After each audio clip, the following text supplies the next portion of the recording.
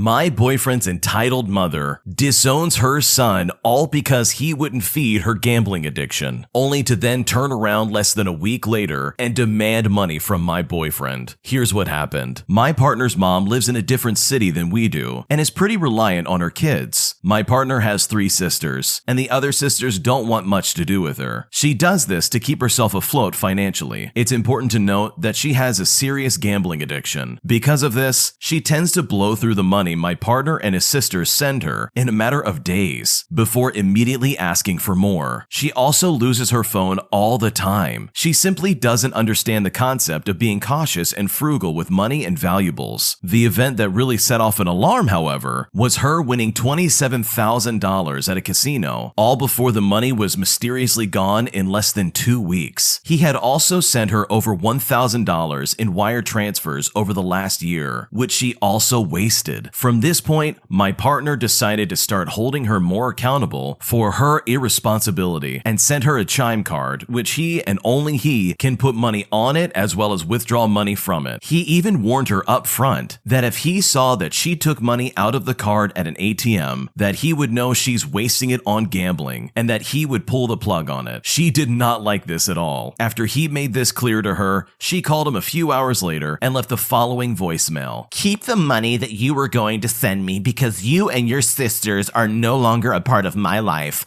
I'm disowning you from this day on. Stay out of my life forever." Obviously, she was angry that he wouldn't be feeding her gambling addiction anymore. It was harsh, but it was fine. Apparently, this isn't the first time she's done something like this. This happened last week. Cut to this morning, and my partner sees he has 2 missed calls from his mom, followed by a text message asking, "Where did you send my money to?" We were both very confused when we saw this. My partner called her back and asked, "Why do you expect me to send you money when you said that I'm disowned from you?" Her response was honestly to say that he would always be disowned from her. After my partner heard that, he hung up on her. She called back a couple more times about the money, which my partner wasn't going to give her. She even told him to be a man and pay her. He even called her back and played the voicemail she left into the phone, after which his mom again hung up. Just imagine having the absolute audacity to disown your son, only to then do a complete 180 and ask for money from that son. There was no apology about what she said, just a request for more money that she doesn't work for, as well as doubling down on what she said, yet still expecting him to feed her addiction. Let's just say my partner's mom is never going to be Mother of the Year anytime soon. That's really disgusting that this mom would disown their son over the fact that they're not going to feed their gambling addiction. It's really sad because this kind of behavior is just unacceptable. It sounds like this original poster's partner is well on their way to doing this, but they need to cut off this mom from any financial support permanently. If they're going to be acting like this and saying that they're disowning their son for their son not giving them exactly what they want, then it's time for them to figure this out themselves. It's probably going to take this lady to be homeless and without any support for her to realize that, hey, I need to start saving my money. But even then, that might not be enough. Gambling addictions are really scary because all of your money and assets can go straight into the void and be completely taken away from you, also you can get your fix. Hopefully the mom in this situation can get some help because otherwise this lady's not going to have anyone to even talk to her pretty soon, especially if she disowns people for not giving her what she wants. Several people in my social group are interested in the same guy, and I'm worried that there's going to be a fallout in our social group if this continues. What should I do? I am a long-standing member of an LGBTQ+ social group focusing on a slightly niche nerdy hobby. There are around 12 core members. Our ages range from 20 to mid-30s, and most of us are men. Mark, that's not his real name, joined the group approximately 2 years ago. He's one of the youngest in the group, and I'm somewhere in the middle. He was already in a long-term relationship when I first met him, and has only recently become single. I like Mark a lot. He is incredibly good-looking, but he is also smart, funny, and an absolute sweetheart. He is very popular in the group, and the dynamic has noticeably improved since he started coming. I've had a huge crush on him since day one, as have several other guys in the group. I know it sounds creepy, but we've joked about it sometimes, about how people would be queuing up if he ever became single. But obviously, we never did this in front of him. The general consensus is that Mark is the type of guy who will go straight from long-term relationship to long-term relationship. He's a bit of a romantic, and he's not the kind of guy who would be single for long. When Mark told us he and his boyfriend broke up, obviously we were all very supportive. We haven't seen him regularly since it happened because he's not felt up for it. He comes up in conversation regularly though. As I said, he's a popular guy. Last time we met up as a group, he wasn't there. He did, however, come up in conversation, and someone said something about him being single for the first time in years. Without thinking about it much, I jokingly said, "Dibs," because it's not a secret that several of us are interested in him. Obviously, I know calling dibs isn't a real thing. He's not my property, and I'm not entitled to anything. It was just a stupid joke. Obviously, I wouldn't tell Mark how I feel about him until he's feeling better because I don't want to pressure him. But to be honest, I'm kind of worried that one of the other guys will swoop in before I get the chance. So maybe this was just my awkward way of bringing that up. It didn't go well at all though, including with the other guys who I know for a fact are also waiting for their chance. I do realize it was a dumb thing to say, but the more I think about it, the more worried I am about us actually competing for him, both for our sakes as well as for his. It has the potential to be extremely uncomfortable. With the exception of Mark himself, none of us have especially good social skills. In contrast, he isn't remotely socially awkward, but he is young and doesn't like offending anyone, so if it does get messy, it could be rough on him. I fully realize he may not be interested in any of us. Frankly, he is out of all of our leagues. I have a few reasons to think I might have a chance, but I could just be kidding myself. I'm mainly just concerned that if we all decide we want to make a move, how on earth is that gonna go? Do we make an agreement amongst ourselves? That just sounds like some kind of sitcom stuff, and if Mark knew we were talking about him like that, I'm positive it would freak him out. I really like my hobby group, and I like Mark being a part of it. Maybe the sensible thing would be to put my feelings for him on ice. I'm crazy about him though, and I really don't want to miss my chance. What should I do? I'm not gonna lie, the amount of people circling around this guy like they're a bunch of vultures is really disturbing. And to be honest, from my perspective, it's a little creepy. Like, you know he's a sweet guy and he doesn't want to offend people, and it seems like all of you are looking at him like he's a piece of meat. You can totally have a crush on him, like, don't get me wrong, but it seems like it's being handled really poorly. So I think you might have the right idea. Maybe put it on ice and see if he even comes back to the hobby group. Because if he's laying low, he's probably doing it for a reason. And who's to say he doesn't already know how people feel about him at this hobby group in general? Like, rumors can spread. Who's to say he doesn't know what all of you have been saying about him? Maybe that's weirded him out. I don't know what the truth is, but honestly, I think maybe taking a step back and giving someone some space could really go a long way in this situation. My coworker refuses to accept that I cannot attend her party, and now I don't know what to do. My coworker has organized a big birthday party for herself and made it a wedding theme party, meaning that we are supposed to wear clothes that we would wear to a wedding as a wedding guests. This is all because, according to her, as she has never been married and her father is now terminally ill, she wants to have a father-daughter dance. I already RSVP'd that I would go weeks ago. However, last weekend I began getting excruciating pain in my wrist. For some background on this, I've had cancer twice since I was 26. One tumor in my spine that was surgically removed after radiotherapy at 27 years old, and then a type of lymphoma in the glands of my throat that I had surgically removed January of 2021. Any bone pain now terrifies me, and rightfully so, to be honest. I went to the doctor finally on Thursday night when I couldn't move my hand, and they confirmed with an x-ray that I have a growth on my wrist bone that could be bone cancer, but I won't know entirely until they test it. My coworker does not know about my history of cancer. However, as I kept everything very quiet when I had the time off and basically told my managers that if anyone ended up knowing that I had not personally told, that I would be taking them to a tribunal regarding confidentiality, as I am a very private person. I was lucky and privileged, to be honest, because none of my treatments led me to losing any of my hair on my head except my eyebrows and eyelashes, which I blamed on my thyroid. I lost a couple of rows of hair on the back of my head weirdly, but that was covered up by the rest of my hair, and the rest of my hair just shed more than usual. So thankfully, nothing major that would be super noticeable. I've been signed off of work with a sick note, which carries me through to after a biopsy is taken. I'm in a great deal of pain, and it's nerve pain, so I need special neuro painkillers to even touch it. I messaged her and said I'm so sorry to let you down last minute, but I can't come due to carpal tunnel. And I know that's a lie, but my business is my business. I also explained truthfully that I'm on loads of painkillers and I can't go. I expected that to be the last of it, to be honest. Instead, she has messaged me back and forth 3 times insisting that I must go. The first message said,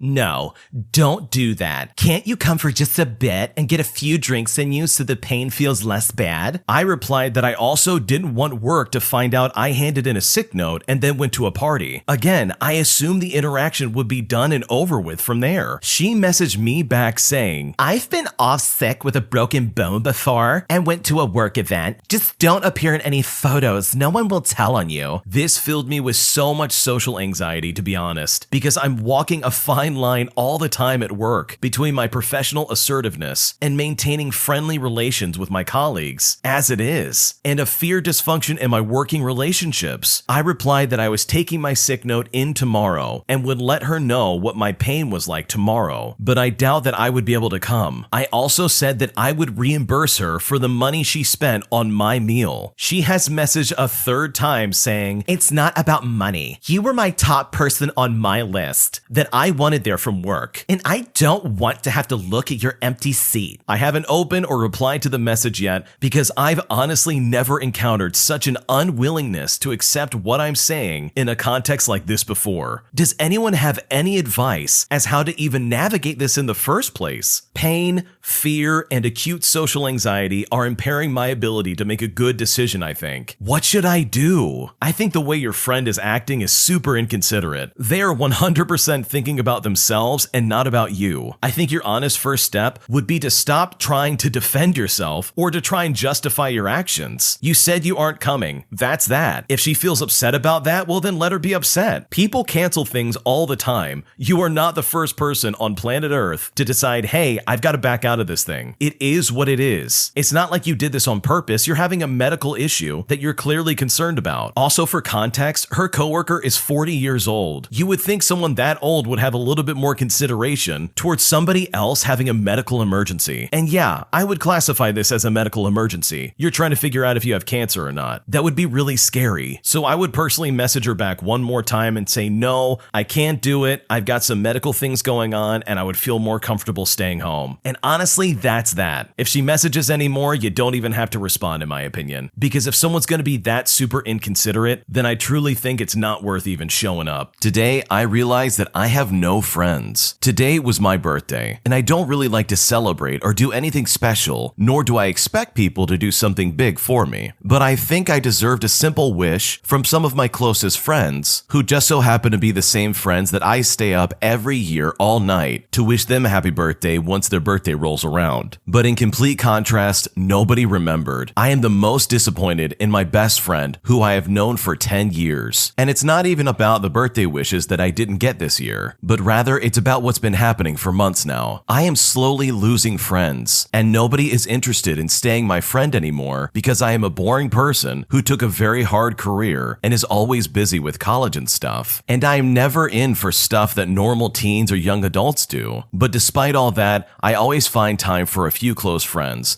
But now I think it isn't worth it. Most of all, I am heartbroken about my best friend. I reminded her that it's my birthday, and she messaged me an hour later to apologize for not wishing me happy birthday. And honestly, it did not sound sincere. I told her it's okay and that I'm not mad at all. And after that, we didn't really talk. She had been ignoring me and avoiding me for several weeks now, and I think that was it. She has now completely checked out, it seems. I do not know if I should try one more time. I'm not sure if I should just throw away years of friendship without more effort on my part. Should I contact her again? What should I do? I've been in this situation and I know exactly what you're going through, because losing friends in your 20s is something that just kind of happens. People that you spent so much time with, so much time getting to know and spending time around, eventually people do drift apart. Unfortunately, you can't hang on to everybody, and that's just the truth. And there's nothing wrong with that, but I can tell you, being in the throes of that and seeing your friends drift apart and people who used to be your best friends slowly become your acquaintances is really nasty, and it really sucks. I think you can make efforts to try and reach out and rekindle that friendship, but honestly, if the other person is not putting in the effort that you're putting in, then in my opinion, just from personal experience, there's nothing wrong with letting go and letting them become an acquaintance. If they don't want to be that good best friend to you, then personally, I would just let them go in the direction they clearly want to go. I'm a firm believer that when someone tells you who they are, or if they show you who they are, you should believe them. And in this case, it seems like your best friend is slowly slowly drifting apart. Now, do I think you should drop him completely? No, absolutely not. I think you should go back and try and get things back together. It honestly doesn't seem like a lost cause. It seems like maybe your friend just forgot. It seems like an honest mistake. So in my opinion, I think you should go back and give it a try and see if you can get your friendship back together with this lady. Because who knows, she probably thinks you're still her best friend, and maybe some honest communication will help you both see that again. My husband and I are expecting our third baby, but his family is mad at us because they think I'm ruining his life. My husband and I have two girls. One girl is 16 months old and the other is 3 months old, and we are expecting another one. I don't think any of it was planned, it just sort of happened. We stopped using protection, knowing what could happen, and well, here we are. It was our decision, and fortunately, we can afford to have another baby. So when we told his family, we announced it as happy news. We didn't ask for advice on what to do, but anyways, they started telling us exactly what to do. His mother was furious with me because according to her, I am the one who has this obsession with having so many children, which is just simply not true. I always dreamed of having a baby, and for years, I thought I would not be able to have children. So when I finally got pregnant, I didn't mind having another one. But it was never just my decision. My husband always supported me because he also wants children. But it was never an unhealthy obsession because having children was never my only goal. It was just a dream. But according to her, I'm crazy, and apparently I'm ruining her son's life. My husband told her to stop saying those things or else they would never hear from him again. But they kept saying those things as well as other terrible things about me. And when they started saying these things over and over again, my husband has taken the girls and refuses to contact them. It has been 4 days and we have not spoken to any of them, even when they've tried to contact us. They apologized to me and said that the news took them by surprise and that they shouldn't have reacted like the way they did. But still, my husband doesn't want anything to do with them. I talked to him and he says he doesn't want to talk to them for a while. I told him that in a few days it's his birthday and that his family had a party planned for him. He said he doesn't care and he wants to spend his birthday only with me and the girls. And I respect his decision. And I know that what they said was wrong, but they already apologized and I think they were genuine. I don't want that misunderstanding to end up in a fight that ruins their relationship forever. What should I do? It sounds like your extended family is really toxic towards you as well as your husband, which is really unfortunate because you would expect that having another child in the family would be a joyous occasion, but instead they turn on you and try and pretend like this is your fault. That's just disturbing. I completely understand where this guy is coming from. I would be super upset with my family if they said that about my wife as well, especially if I was in his shoes. So I kind of see where he's coming from. I think maybe giving this some time and allowing him to cool down might hopefully allow him to have a clear perspective where he isn't so emotionally engaged. And I honestly don't think the birthday party is going to happen, but I think eventually he can come to talk to his family again, and hopefully they can actually mean it when they say they're sorry and never talk to you or your husband like that ever again. Should I be forced to pay my mom's mortgage? So a bit of background. My mom and dad have been divorced for some time now, which leaves my mom as a single parent to me. Since I started working, I have had to pay board and rent to my mom, which of course I have no issues with. However, everyone I've spoken to thinks I pay way too much. Since I got my first full-time job, I've had to pay $400 a month to my mom to live at home. This was not discussed prior, and I did not get a say on this. She seemed to just pick this number out of thin air. I have questioned where this money goes, as surely that means the house, including bills, costs more than $800 a month, as I assume I should be paying half. Every time I try to talk to her about it, she gets super defensive, she starts shouting, and it ends with us both getting angry and upset. During these discussions/arguments, she keeps mentioning I wouldn't have to pay as much if she had 2 wages coming into the household. Surely that's not my problem or fault, right? It's not my fault that dad doesn't live with us. She also has lied to me by giving me different amounts regarding the amount outstanding on the mortgage, as well as what I owe from bills. Anyways, it goes on and it gets worse. My mom has had a savings account in my name, which she is a trustee of since I was born. She had the money from the government for having a child put into there. By the way, I live in the United Kingdom. There is approximately $9,000 in the account, which I appreciate and is a lot of money. I was told growing up I would receive this when I turn 18. However, this never happened. I can also add here the fact that my mom has stated that this is her money and that she put it into a trustee savings account with my name as the beneficiary to avoid my dad taking half should they split up, which guess what? They eventually did. My mom had stated numerous times that she would like to get this withdrawn as she wants this money transferred to her bank account to pay off her mortgage, which she states has a shortfall of about $9,000. Again, when she's mentioned the outstanding balance on the mortgage, the number changes drastically, so I'm not sure if I believe her. I contacted the bank to see where I stand, and they stated that legally the money is mine as it has been saved and earned interest in my name. They said it would have to be put into a bank account in my name to be released, which is what I did. So I had the money put into my bank account to be put into a savings account each month to earn interest on it. However, my mom isn't happy about this and said she felt blindsided and that she wanted the money to be transferred into her bank account for the mortgage. She says that she wants the money when the savings account is finished, but I can keep any interest earned. The savings account is only a 1-year account and is due to end in the coming months. So I'm just looking for some help on what to do in this situation, as she has again mentioned the money in the savings account coming to an end. I should also mention that my mom is most definitely not struggling financially. She had me set up a direct debit into her savings account from her bank, and I couldn't help but see the balance in her account. She could buy the house again at the original price and still have money left over. I'm totally lost right now. Do I give her the money? Do I give her half? Do I tell her it's legally mine and that I don't have to give her any of it? Money is such a difficult thing to talk about even at the best of times, and it can sometimes bring out the worst in people. What should I do? Here's my honest opinion, and this does not answer your question at all. I would take the money and move out. Clearly, your mom's just trying to get that money to use it for herself. Sure, she's got a mortgage to pay off, but guess what? That money is in your name. To be honest, it sounds like your mom is super greedy and super entitled. You don't have to give her anything personally. I would honestly follow the advice of the bank and say, hey, it's yours. And the worst part about it is, she already has money she can use to pay for her mortgage. It literally sounds like she just wants this out of greed, which is just super unfair to you. So if I was in your shoes, I would not give this money to her. That's just my opinion though. But what about you? What would you do if you were in this situation? Leave a comment down below. We would love to see it. Thanks for watching. When you subscribe, make sure to hit the bell to turn on notifications. To finish listening to all the stories, use the playlist at the top of the description. And the next time you live stream, use the Cream of the Crop music. Search Cream of the Stream on Spotify or whatever platform you use for copyright-free music to use for your next stream.